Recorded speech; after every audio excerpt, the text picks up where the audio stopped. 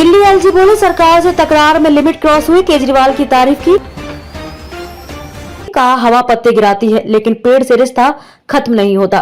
दिल्ली उपराज्यपाल एलजी और मुख्यमंत्री की राजनीतिक लड़ाई हमेशा चर्चा में रहती है, लेकिन शुक्रवार को नजारा कुछ बदला बदला सा था। एलजी विनय कुमार सक्सेना ने बजट सत्र के दौरान अरविंद केजरीवाल की खूब तारीफ की। वहीं मुख्यमंत्री ने भी पुराने गिले शिकवों को मामूली बताकर लोकतंत्र के सम्मान की बात कह डाली। उपराज्यपाल ने सदन को संबोधित करते कहा कि इसमें कोई शक नहीं है कि पिछले कुछ दिनों में बोलने की कुछ मर्यादाएं टूटी हैं, लेकिन इससे संबंध नहीं टूट सकते। कई बाधाओं के बाद भी केजरीवाल सरकार ने अच्छे काम किए हैं। मैं एक बात कहना चाहता हूं कि जो एक पेड़ ने हवा के लिए कही है वो मेरे पत्ते रोज गिराती है, पर उससे मेरा रिश्ता कभी खत्म नहीं होता। इस पर सीएम केजरीवाल ने कहा कि मैं ये जानता हूं कि ये बहुत मामूली बातें हैं, लेकिन लोकतंत्र का सम्मान होना चाहिए।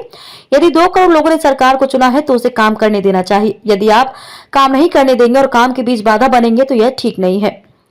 विधानसभा में अपने अभिभाषण के दौरान एलजी ने कहा कि दिल्ली में नए अस्पतालों के निर्माण से मरीजों के लिए 16,000 से अधिक बिस्तरों की व्यवस्था होगी। बीते सालों में 10वीं और 12वीं बोर्ड की परीक्षा में शानदार नतीजे आए। सरकार ने Delhi board of senior secondary education की स्थापना की। दिल्ली टेक्निकल यूनिवर्सिटी के दूसरे चरण का कार्य पूरा हो गया है। सरकार द्वारा शिक्षा पर ध्यान देने के कारण छात्र अच्छा प्रदर्शन कर रहे हैं। सत्र की शुरुआत में सदन में एलजी सक्सेना का अभिभाषण हो रहा था। इस दौरान भाजपा और आप विधायकों ने एक दूसरे के खिलाफ नारेबाजी करने लगे।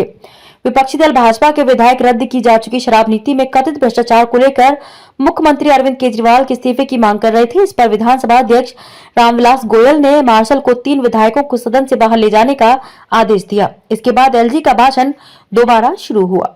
केजरीवाल ने उपराज्यपाल के भाषण के दौरान भाजपा के दखल को सदन की मर्यादा के विपरीत बताया। यह एक तरह से सदन की अवमानना है।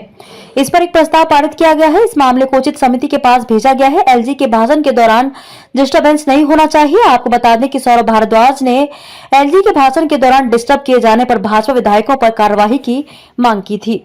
विधानसभा में अपने अभिभाषण के दौरान एलजी ने कहा कि दिल्ली में नए अस्पतालों के निर्माण से मरीजों के लिए 16,000 से अधिक बिस्तरों की व्यवस्था होगी।